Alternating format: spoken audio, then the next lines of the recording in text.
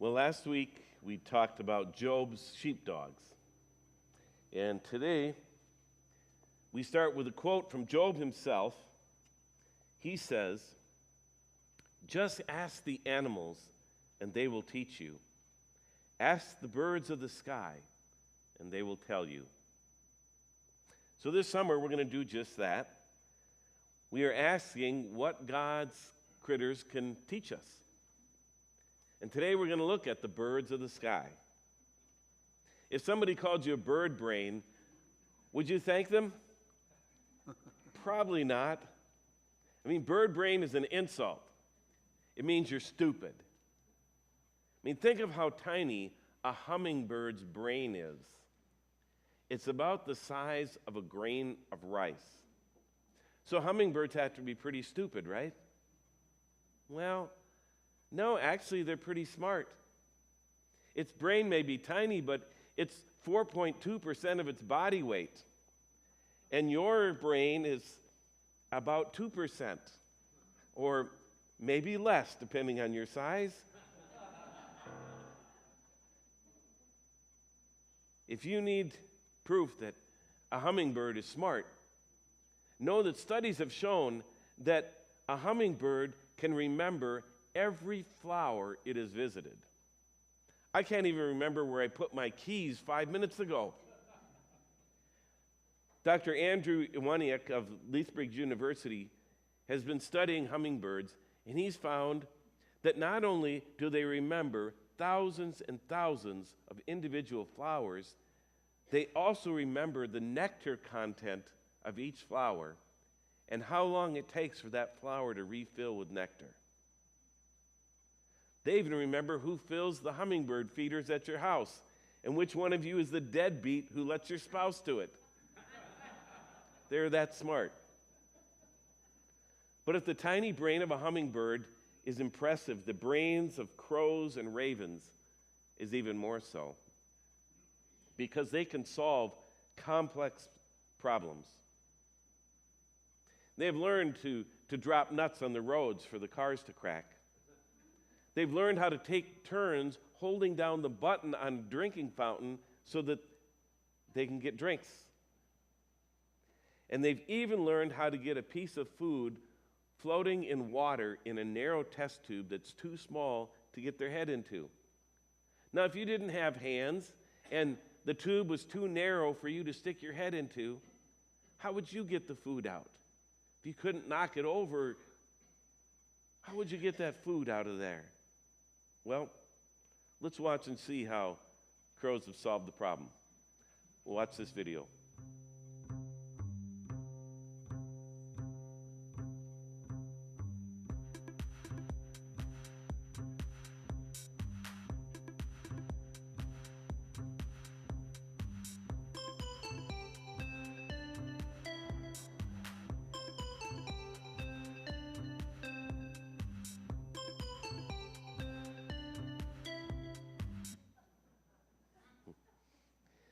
They repeated this experiment over and over again. I don't know if you noticed in that second one, they had different size weights. They weren't all the same, and he was picking the heaviest ones, the ones that would displace the most water.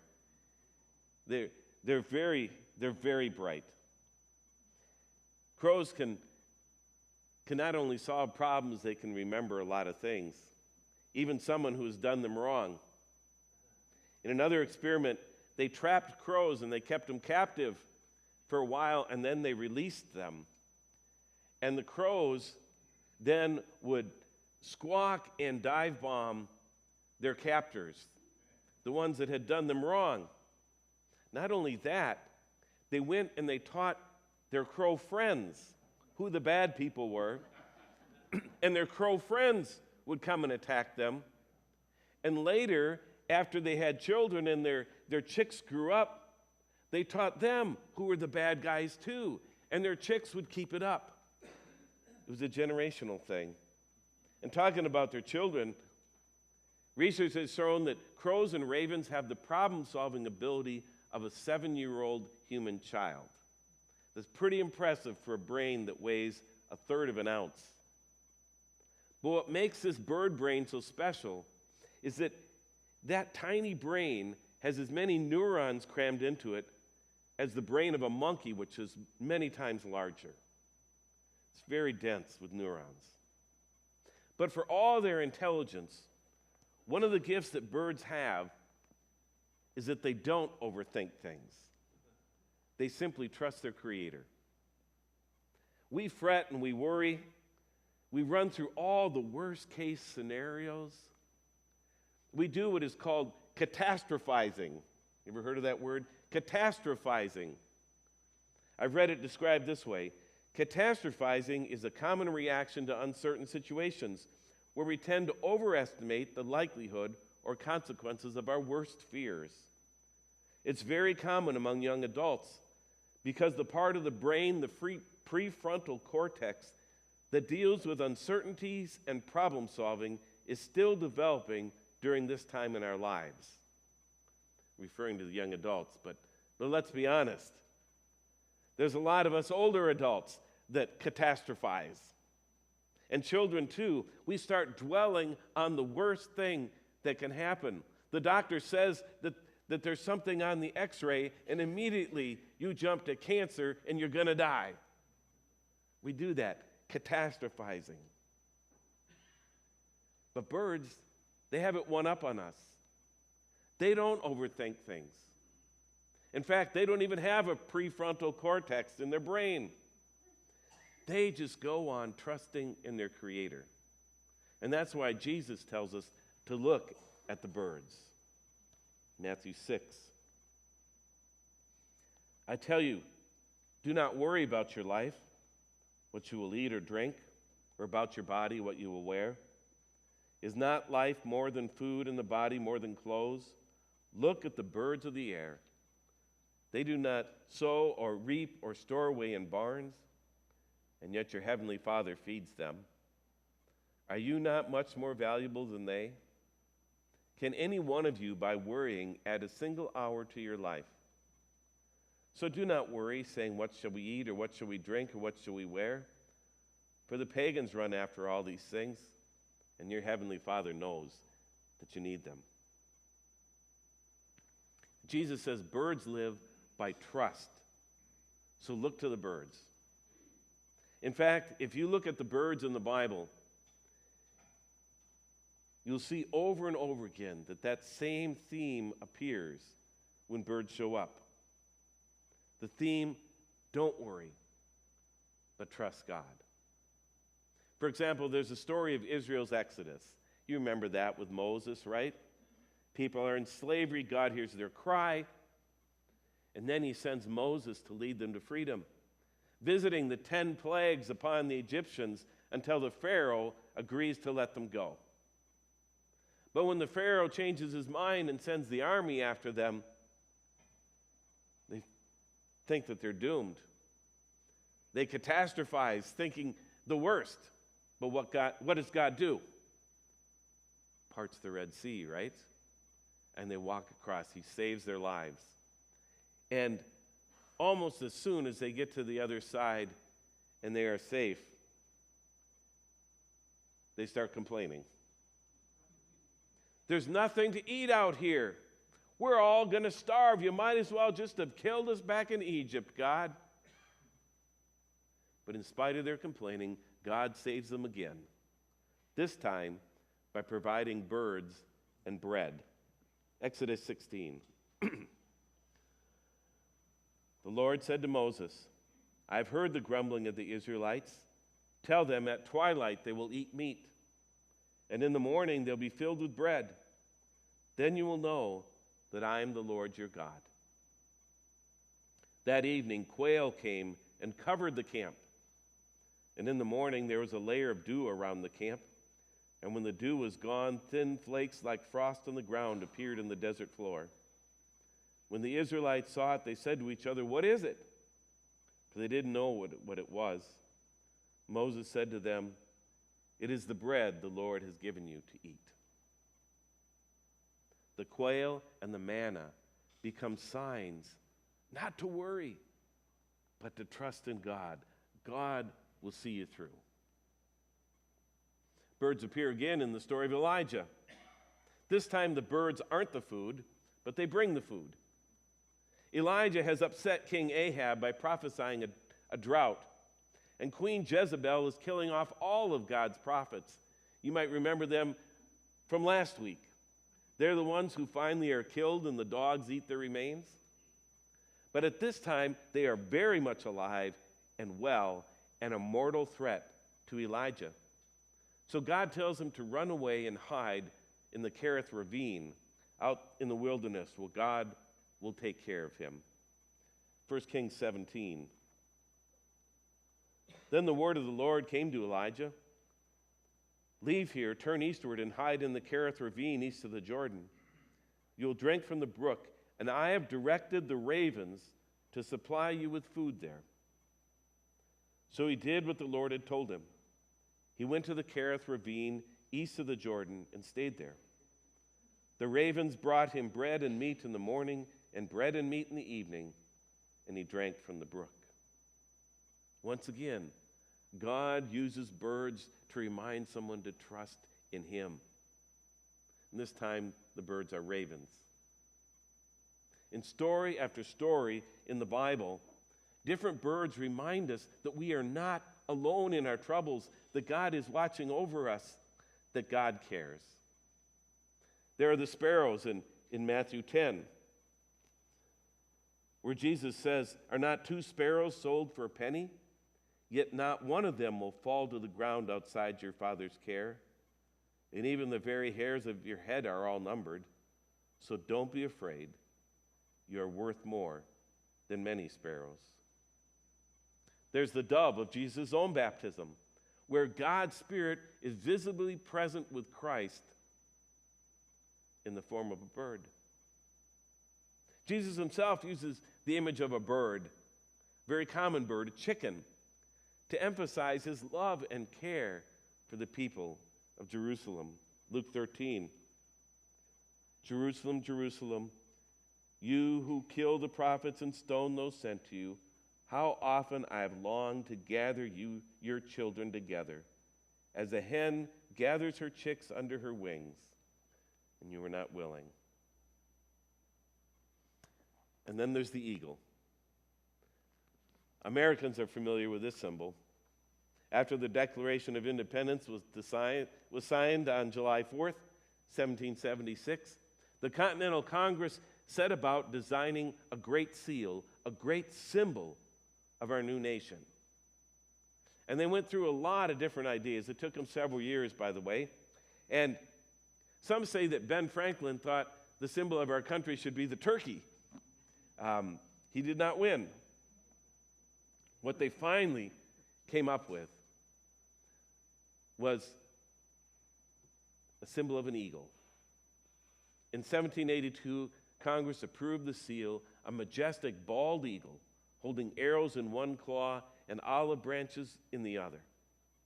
It's a symbol of strength and freedom, of power and independence. But in the Bible, the eagle carries a slightly different meaning. Not our power and independence, but God's power and care for us. How many funerals have you been to? We've heard somebody sing "On Eagle's Wings." And God will raise you up on eagle's wings, bear you on the breath of dawn, make you to shine like the sun, and hold you in the palm of his hands. The song "On Eagle's Wings" is a mashup of Psalm 91, Exodus chapter 19, and Isaiah chapter 40. And in Isaiah, God comforts his people with these words. "Why do you complain, Jacob? Why do you say, Israel, my way is hidden from the Lord, and my cause is disregarded by my God? Do you not know? Have you not heard? The Lord is the everlasting God, the creator of the ends of the earth. He will not grow tired or weary, and his understanding no one can fathom. He gives strength to the weary and increases the power of the weak. Even youths grow tired and weary, and young men stumble and fall. But those who hope in the Lord will renew their strength. They will soar on wings like eagles. They will run and not grow weary. They will walk and not faint." What a powerful symbol of God's care, raised up on eagle's wings. We almost lost that symbol in America. I grew up here in Dakota County, and as a child, I can't ever remember seeing a bald eagle. Do you? They just weren't around like they are now. Back in the 60s, there were only 400 pairs of bald eagles in the entire lower 48 states. Turns out that DDT, one of the widely used pesticides back then, was building up in the food chain. And when the eagles would eat the fish and the other animals, it would build up in the eagles' bodies. And it would cause them to lay eggs where the shell was too thin, so that when the mother eagle sat on the egg, it would just break. And the population collapsed. Rachel Carlson's famous book, Silent Spring, brought attention to how these chemicals were hurting the bird population, and eventually our country was wise enough to eliminate DDT, and the eagles began to flourish again. Today, there are more than 10,000 pairs of eagles in Minnesota alone, and you can hardly go down to the river here without seeing an eagle or two or three or a dozen. What a gorgeous sight. And that's great, because every eagle is a reminder of how God is there for you. Back in the 90s, I lived in a river town. It was 120 miles downriver from here. The eagles were starting to make a comeback, but it was still a rare thrill to see one. And one day, a horrible tragedy occurred in our church. The teenage son of close friends of ours was riding to school one morning, and a car came over the hill driving on the wrong side of the road and slammed into these boys' cars head on. Our friend's son was killed instantly. Some of you have experienced such tragedies. You know how devastating it is. You are shaken to the core, and you wonder, God, where were you that day? Why did this happen? Or you wonder, where are you now, God? Are you even there? Do you even care? Mostly, you just feel numb and broken. I know I felt that way, and I was just the friend. Josh's parents felt even worse. The funeral was good, as those things go. I tried to share a message of hope and God's comfort, and the presence of so many friends and family to celebrate his life was very moving. But one of the things that his mother remembered most vividly about those days was coming home and seeing an eagle flying low over their house. It spoke to her in a way that no sermon could, of the presence of God and the hope that we have that he will raise us up as on eagle's wings. Eagles are more than just a sign of our nation. They are a sign from God of his presence and power, and most of all, his care for us. A reminder to trust in the Lord. All birds are, really, from quails to ravens to sparrows to chickens. So I have a challenge for you this week. And the challenge is to do some bird watching. Whether you are hurting and in grief, whether you are catastrophizing and anxious and thinking the worst, or whether you just need a reminder that you are not alone, that God is with you, and that God cares, just go out and look at the birds. For every flash of a wing, every bright cardinal, every dull wren is a neon sign from God saying, trust me. And every loon's call and every pheasant's cackle and every chirp of a sparrow is a message from God saying, I am with you. If you're wondering whether God cares for you or not, just remember what Job says. Ask the birds of the sky, and they'll tell you. Ask the birds of the sky whether God cares, and they will tell you. So go bird watching this week.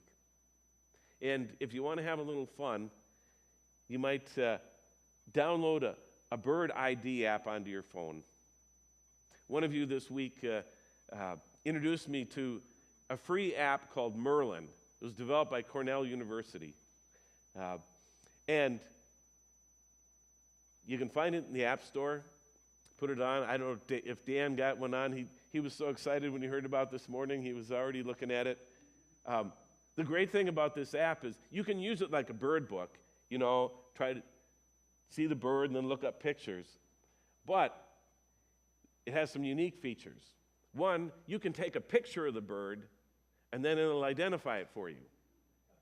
Or even better, since most of the birds I can't see or ever get a picture of, but I can hear them, you just have it listen, and then it'll tell you all the birds that are in that chorus of song in the morning, even from the little chirps, and it's pretty sophisticated because I tried to fool it with my bird call imitations. It did not work. But all those things, when you hear all these birds, to be able to just have it tell you, oh, that's a house wren. Oh, that's a purple finch. It's a pretty great thing. So I'd encourage you, do something like that and go out and just experience birds again. But even if you don't care about identifying them, well, just go out and take a look. Just watch the birds. Because whether you can identify them or not, they are God's message to you. I am here. I care. Trust me. Oh, and if somebody does call you a bird brain, well, don't get mad. Just thank them. Because birds are a lot smarter than we think. Let's pray. Oh God, we live in a world where there are problems and there are struggles, and we dwell so much on the worst that could happen. We catastrophize. So help us to look to the birds of the sky, to remember how they don't worry, but they trust in you, and you care for them down to the smallest sparrow. We know that you care for us. You know our needs. You know our hearts. And you love us. So this week, Lord, may we see in the birds a reminder that we can trust in you, that you are there, and you do care for us. In Jesus' name, amen.